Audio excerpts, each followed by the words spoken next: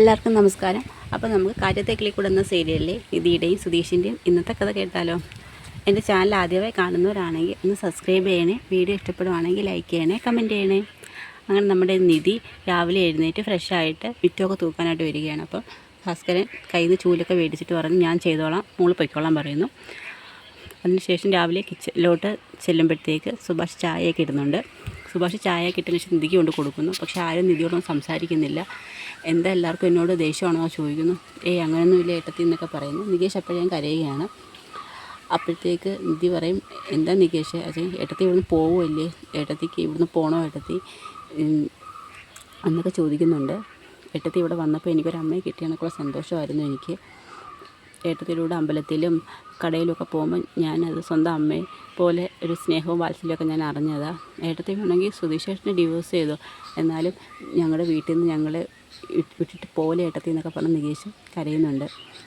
അപ്പോഴത്തേക്ക് നമ്മുടെ ഹരീഷ് പറയും, നിങ്ങളുടെ വിവാഹം ഒരു ഫേക്ക് മാരേജ് എന്നുള്ള കാര്യം ഞങ്ങൾ അറിഞ്ഞില്ല, പക്ഷേ ഈ വീട്ടിൽ സ്ത്രീകൾ വാഴാത്തൊരു വീടാണെന്നുള്ള ഒരു പറച്ചിലുണ്ടായിരുന്നു. ഏട്ടത്തി വന്നതിന് ശേഷം അത് മാറിയത്. അതുകൊണ്ട് ഏട്ടത്തിക്ക് കുറച്ച് നാളെങ്കിലും ഇവിടുന്ന് പോകാതിരുന്നൂടായോ, ഞാൻ പറയുന്നത് തെറ്റാണെങ്കിൽ ക്ഷമിക്കണം, ഈ ഡിവോഴ്സെങ്കിലും കുറച്ച് നാളത്തേക്കൊന്ന് മാറ്റി വെച്ചിട്ടായോ എന്നൊക്കെ ചോദിക്കും. അപ്പോഴത്തേക്ക് നമ്മുടെ സുഭാഷ് പറയും, നിങ്ങളോടൊക്കെ ഞാൻ ഇന്നലെ എല്ലാം പറഞ്ഞില്ലേ, പിന്നെ എന്തിനാണ് നിധിയെ വിഷമിപ്പിക്കുന്നത്, നിധിയുടെ ഇഷ്ടത്തിനനുസരിച്ച് നിധി തീരുമാനം എടുക്കട്ടെ, അല്ലാതെ അവളെ ഒരിക്കലും ആരും വിഷമിപ്പിക്കില്ലെന്ന് പറയും. എല്ലാവർക്കും ഭയങ്കര സങ്കടമാണ് നിധി പോകുന്നത് ആലോചിക്കുമ്പം. അപ്പോൾ സുഭാഷ് പറയും, മോളിവിടെ നിൽക്കണമെന്ന് തന്നെ ഞങ്ങളുടെ എല്ലാവരുടെയും ആഗ്രഹം, മോളെ ഒരു പെങ്ങളെ പോലെ ഞങ്ങൾ നോക്കിക്കോളാം, കുട്ടിക്ക് എന്താ ഇഷ്ടമെന്ന് വെച്ചാൽ പഠിക്കണമെങ്കിൽ ഇവിടെ നിന്ന് പഠിക്കാം, ജോലിക്ക് പോകണമെങ്കിൽ ഇവിടെ നിന്ന് ജോലിക്ക് പോകാം, എന്തിനും ഞങ്ങളുടെ എല്ലാ സഹായങ്ങളും കുട്ടിക്കുണ്ടാവും, ഇത് ഇനി മോളുടെ തീരുമാനമാണെന്ന് പറയും. ഇവിടെ നിൽക്കുമെന്ന് ചോദിക്കും. അപ്പോൾ നമ്മുടെ നികേഷ് പറയും, നിൽക്കുമെന്ന് പറയട്ടെത്തി എന്ന് പറയും. എല്ലാവരുടെയും സങ്കടം കാണുമ്പോൾ നിധി പറയും, ആ ശരി, തൽക്കാലത്തേക്ക് ഞാൻ ഇവിടുന്ന് മാറുന്നില്ലെന്ന് പറയും. അപ്പോഴത്തേക്ക് നമ്മുടെ ഭാസ്കരനകത്തോട്ട് വന്നിട്ട് ഇവരുടെ മാരേജ് ഫോട്ടോ ചുമരി തൂക്കിയിരുന്നല്ലോ, അതെല്ലാം എടുത്ത് ഇളക്കുമ്പോൾ എല്ലാവർക്കും സങ്കടമാവും. എന്നിട്ട് അതും കൊണ്ട് പുറത്തിങ്ങനെ പാദപ്പടി കൊണ്ട് വെക്കും. അതിനുശേഷം ഹരീഷും സുഭാഷും നികേഷും കൂടി കിച്ചണിൽ നിൽക്കുകയാണ്. ആ സമയത്ത് സുഭാഷ്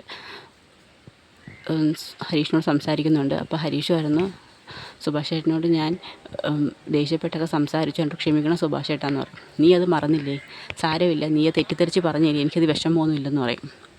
അപ്പോൾ നിധിയേട്ടത്തെ ഇവിടുന്ന് പോത്തില്ലല്ലോ സുഭാഷ് ചേട്ടാന്ന് നികേഷ് ചോദിക്കും. ഇല്ല, നമ്മളെ വിട്ടു പോകാൻ നിധിക്ക് കഴിയില്ല, നീ പറഞ്ഞ പോലെ നമ്മുടെ വീട്ടിലെ നിലവിളക്കായിരിക്കും നിധി എന്നും, സുധീഷിനോടുള്ള അവളുടെ ദേഷ്യമൊക്കെ മാറും, അവർ തമ്മിൽ ഒരുമിച്ച് സന്തോഷമായിട്ടൊരു കുടുംബജീവൻ നയിക്കുന്നത് നമ്മൾ കാണുമെന്നൊക്കെ പറയും. എനിക്കത് മതിയെന്ന് പറയും. അത് നമ്മുടെ അതിനുശേഷം എല്ലാവരും കൂടി സംസാരിക്കുകയാണ്. കുറച്ച് കഴിഞ്ഞതിന് ശേഷം നിധി ഹോളിലോട്ട് വരും. അപ്പോഴത്തേക്ക് സുഭാഷ് എല്ലാവർക്കുള്ള മാങ്ങയെല്ലാം പൂളിക്കൊണ്ട് കൊടുക്കും. എല്ലാവരും അവിടെ നിന്ന് കഴിക്കുകയാണ്. അപ്പോഴത്തേക്ക് നമ്മുടെ സുധീഷ് പറയും, എന്നാലും എന്തൊരു കരച്ചിലായിരുന്നു എൻ്റെത്, എന്തൊരു കരച്ചിലാണ്, പിന്നെ സങ്കടം വന്നാൽ കരയത്തില്ലേ, സുധീഷ് ചേട്ടൻ ഇവിടെ പോയെന്ന് പറഞ്ഞാൽ ഞാൻ കരയത്തിയൊന്നുമില്ല, പക്ഷേ നിധിയേട്ടത്തിൽ പോയെന്ന് പറഞ്ഞാൽ എനിക്ക് സങ്കടം വരുമെന്ന് പറയും. കണ്ടോ, അവനിപ്പോൾ അവൻ്റെ ഏട്ടത്തിൽ മാത്രം മതിയെന്ന് പറയും. കുറച്ച് കഴിഞ്ഞപ്പോഴത്തേക്ക് ഹരീഷ് പറയും, എന്നാലും ഹരീഷെ നിനക്കെന്നോട് ഇത്രയും സ്നേഹമുണ്ടെന്ന് ഞാൻ കരുതിയില്ലെന്ന് പറയും. നീ ആ സമയത്ത് അങ്ങനെ പെരുമാറിയത് കൊണ്ടാണ് എന്നൊക്കെ പറയും. നിധിക്ക് നികേഷും മാമ്പഴമൊക്കെ എടുത്തു കൊടുക്കും. വേണ്ട, നീ കഴിച്ചോളാൻ പറയും.